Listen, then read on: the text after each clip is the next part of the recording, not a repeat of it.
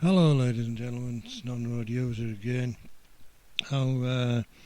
This factual tale, I'm going to tell you now, and I'm working from memory here, is regarding a lady in the Sunderland area of the northeast of England. An old lady who apparently had lost her husband fairly recently, and because her husband, when he was alive, was over the age of 75 years of age, he qualified for a free television license. Now, sorry, I was just having a quick slurp there. And as he'd passed away, obviously the TV license kind of passed away with him. And the lady's daughter had set up a payment plan with TV licensing, who is actually the BBC, but they like to keep that, a bit of a secret. So they were paying this payment plan of about something like £4.60 a week or a month or something. I don't know. I can't remember. Like I say, I'm working from memory. But the upshot of it all is, at the end of this payment plan, there was 2 pence left owing, and upon that point, the lady received a rather threatening letter from TV licensing, aka the BBC, as I've just mentioned, and it was laced with, the usual threats that anybody who doesn't have a TV license will be well versed with. Things like we are going to take you to court, and you may receive a fine of up to £1,000, and doom and gloom, and it's all going to turn very nasty sort of style.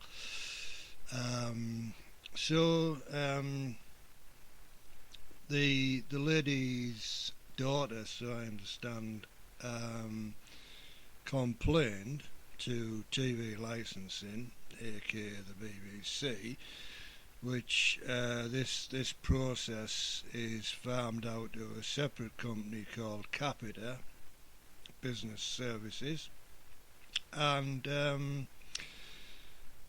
it transpired excuse me it transpired that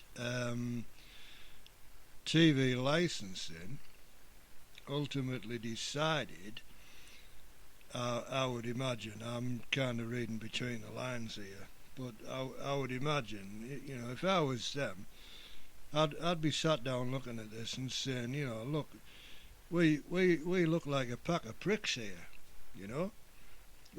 we sent this letter out to an old lady, basically demanding tuppence under pain of court action and fines of up to £1,000, and yet it's cost us probably more than tuppence to send out the bloody letter in the first place. Don't you think that makes us look like a pack of dicks? Which I guess it does, and that's probably what they are, right?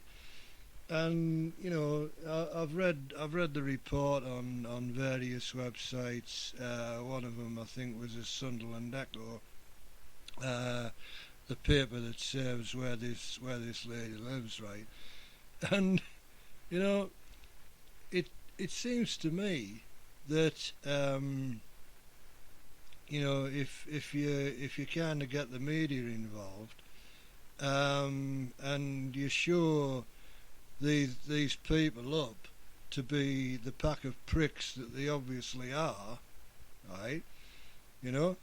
Who what business would send out a letter to someone demanding 2p when the cost of sending a letter is probably more like 49p or whatever the cost of a second class stamp is these days, right? I mean, that's just a no-brainer, right? It's bloody cheaper just to write the debt off. This woman owes us 2p. It's going to cost us 49p to send her a letter. Well, that's stupid. So let's just bend that, right, and forget all about it. Which apparently the TV licensing people, aka the BBC, because they authorise all of these letters, by the way, that are sent out, they have final say on the wording, the layout, and all of this stuff, right? And if you've seen any of these letters, they really can come across to people who are not clued up like I am. I mean, if I get any, I just toss them in the bin because it's all garbage. But to people who are not clued up, right, these letters can actually instill fear into people, and it's just absolutely outrageous that this can still go on in 2016. And so what I would like to say in this video to anybody involved in this current charter renewal that's coming up next year, right, the BBC's charter renewal, you've got guys like John Whittingdale, the culture secretary for media and sport or something like that, right? So come on, Mr. Whittingdale, get with the programme, right? The BBC are constantly talking about, we are loved, we are the bastions of British broadcasting, people love us, right? Well, let's put that to the test, okay? Because if people do truly love the BBC as they claim that people do, right, then surely people will subscribe to their services, will they not? Okay, that's a fair question.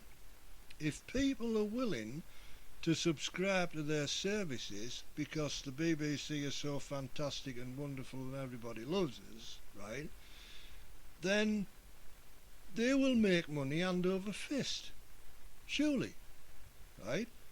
But I strongly suspect, ladies and gentlemen, that this BBC bullshit about everybody loves us and we are fantastic and everything else, right, that's a lot of tosh.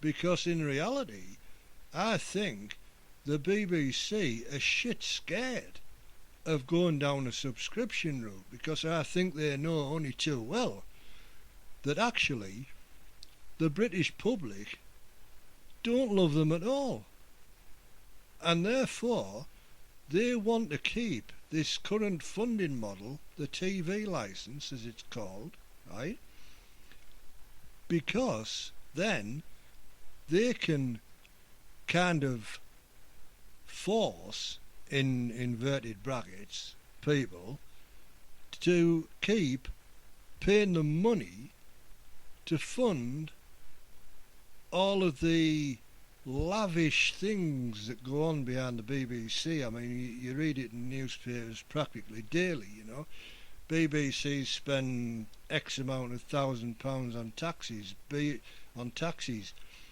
BBC spends X amount of £1,000 on champagne and wine parties. BBC spends X amount of £1,000 on whatever. BBC spends, I don't know what it was, I can't remember, but you remember that failed digital media something programme that they were dabbling around in, which got shelved? I reckon that cost them, I'm working from memory, but I reckon that cost them well over £1 million. Could even have been more, right? And all this stuff is paid out of, amongst other things, but mainly the funding that comes from the television licence fee. And currently, as far as I understand, they receive approximately £3.7 billion a year from this TV licence fee. 3.7 billion, right? Now, I don't have a TV licence. I haven't had a TV licence for years, right? But I look at the TV schedules in the papers occasionally, right? And I go down and I look at all this guff that's put out on BBC 1, 2, 3, 4, all this other shit that they have, right? And I think to myself, nah, don't fancy that. Even if I had a TV licence, I wouldn't watch that, right? And so my question is, where does this 3.7 billion every year go to? Because, it certainly seems to me it's not going in TV programme making, because a bigger load of tosh I've never seen in the schedules in all my life. It's sounds like absolute junk to me. And it's kind of, a bit of a dumbing down, I guess, of, the BBC used to say that every other broadcaster aspires to our standards. Well, Jesus Christ, if those are the standards these days of the BBC, God help the rest of them, is all I can say, Anyway, I really feel sorry for this lady who received this bloody letter, because apparently she's not in a good state of health. Apparently, from what I understand, I could be wrong, but she's probably almost housebound, and TV is her only source of entertainment. Well, there but for the grace of God go I, Thankfully I can walk about and go places, but, other people are not so fortunate. And they have to rely on watching all this guff beamed into the homes. And then, because apparently they owe the BBC 2p, they get threatened with court action. You couldn't make it up there. You really couldn't. I don't know. I'm just astounded with this stuff. Anyway, I feel sorry for and empathy for the lady in question. But really, come on, BBC. Are you really that desperate for 2p? I mean, Lord Hall, the Director General of the BBC, probably drops 2p down the gutter every time he walks out the building, and you send these type of letters to ladies like this. Absolutely outrageous. I'm incensed, ladies and gentlemen. I'm incensed. In fact, I might write a strongly worded letter to the BBC and vent my spleen, as it were. Well, I'm going to vent my spleen. Anyway, that's about it. Thanks for watching. Catch you later. Take care. Bye.